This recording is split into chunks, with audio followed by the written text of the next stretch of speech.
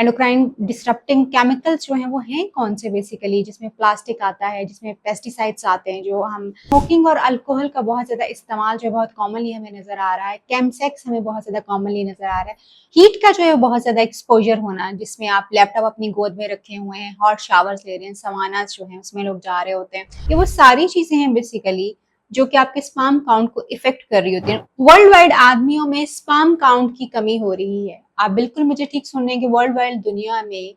Sperm count कम हो रहा है। क्यों हो रहा है, इसको हम कैसे बेहतर कर सकते हैं, इसके ऊपर हम बात करेंगे।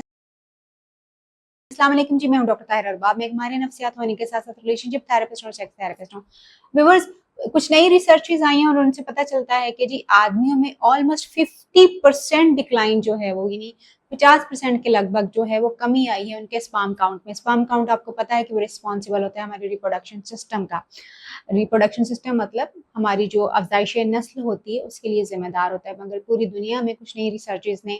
बड़ा ये एक हंगामा के जो है रिसर्च जो है वो है कि पूरी दुनिया में ऑलमोस्ट 50% जो है डिक्लाइन है, जिसमें सारी जो हमारे बर आज़म है, ये पूरी दुनिया और हर कंट्री इसमें शामिल है। रीजंस क्या है बेसिकली इस मेजर डिक्लाइन की, जो कि बहुत बड़ा डिक्लाइन एक्चुअली आ रहा है, ये कोई छोटी सी बात नहीं है।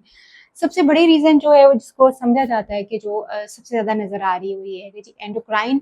जो एंडोक्राइन डिसरप्टिंग केमिकल्स हैं, जो हमारे सिस्टम जो है जिसमें एंडोक्राइन हमारे कुछ केमिकल्स हैं,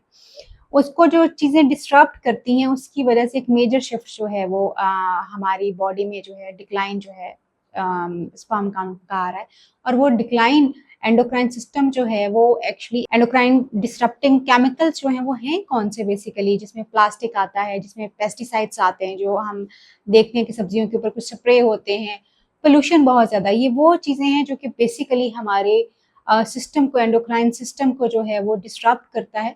और उसके नतीजे में जो स्पर्म काउंट है वो लोगों का इफेक्ट होना शुरू हुआ है। इसके अलावा लाइफस्टाइल जो है, बार बार हम लाइफस्टाइल की बात करते हैं, लाइफस्टाइल जो है जिसमें खास तौर पे ओबेसिटी है, लोगों का लेजी लाइफस्टाइल है, अपने ऊपर वो एक्टिवली काम नहीं करते, फास्ट फूड का इस्तेमाल जो बहुत ज़्यादा, डाइट का बहुत ज़्यादा जो है वो इस खराब होना, अनहेल्दी होना जो है वो इसकी एक मेजर रीज़न जो है वो है। फिजिकली इनएक्टिव जो है वो लोग होते हैं। स्मोकिंग और अल्कोहल का बहुत ज़्यादा इस्तेमाल जो है बहुत कॉमनली हमें नज़र आ रहा है। केमसेक्स हमें बहुत ज़्यादा कॉमनली नज़र आ रहा है, जो कि एक्चुअली आपके इंटरनल सिस्टम को इफेक्ट करने के साथ साथ आपके स्पर्म काउंट को, यानी आपके वो जरासीम जो कि बच्चा पैदा करने के लिए जिम्मेदार होते हैं, उनकी तादाद में कमी की मेजर रीज़न जो है वो बन रहा है। हीट का एक्सपोजर बहुत ज़्यादा जो है वो आदमियों में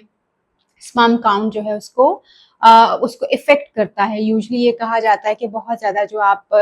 टाइट अंडरवियर्स पहनते हैं, हीट का जो है बहुत ज्यादा एक्सपोजर होना, जिसमें आप लैपटॉप अपनी गोद में रखे हुए हैं, हॉट शावर्स ले रहे हैं, सवाना जो है उसमें लोग जा रहे होते हैं, और उसके साथ बहुत ज्यादा टाइट अंडरवियर्स जो है आप लोग पहन रहे होते हैं, ये वो सारी चीजें हैं बेसिकली जो कि आपके स्पर्म काउंट को इफेक्ट कर रही होती हैं। उसमें सबसे मेजर रीजन जो और कुछ है वो है आपकी साइकोलॉजिकल और मेंटल हेल्थ। जब आप स्ट्रेस से ओवरलोड होते हैं, जहनी दबाव आपके ऊपर बहुत ज़्यादा होता है, एंग्जाइटी, परेशानी बहुत ज़्यादा होती है, डिप्रेशन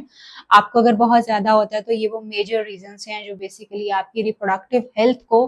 ख़राब करना शुरू कर देती हैं, उसको इफेक्ट करना शुरू कर देती हैं। और इसके अलावा बहुत सारे लोग जो हैं वेरिकोसील, जो कि एक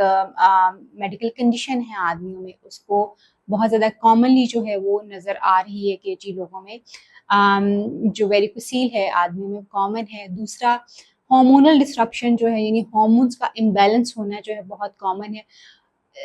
आपको ये तो पता ही होगा कि ऑलमोस्ट 20s के बाद जो है एवरी मैन जो है उसमें 1% जो है टेस्टोस्टेरोन जो है डिक्लाइन करना शुरू करता है, यानी नीचे जाना शुरू करता है। तो इसके हिसाब से आप देखें कि अगर आपका लाइफस्टाइल बुरा है, अगर आपको स्ट्रेस बहुत ज़्यादा है, अगर आपका ओबेसिटी है, अगर आप स्मोकिंग और अल्कोहल लेते हैं, और वैसे ही हम बहुत पोल्यूटेड एरियाज में जो है वो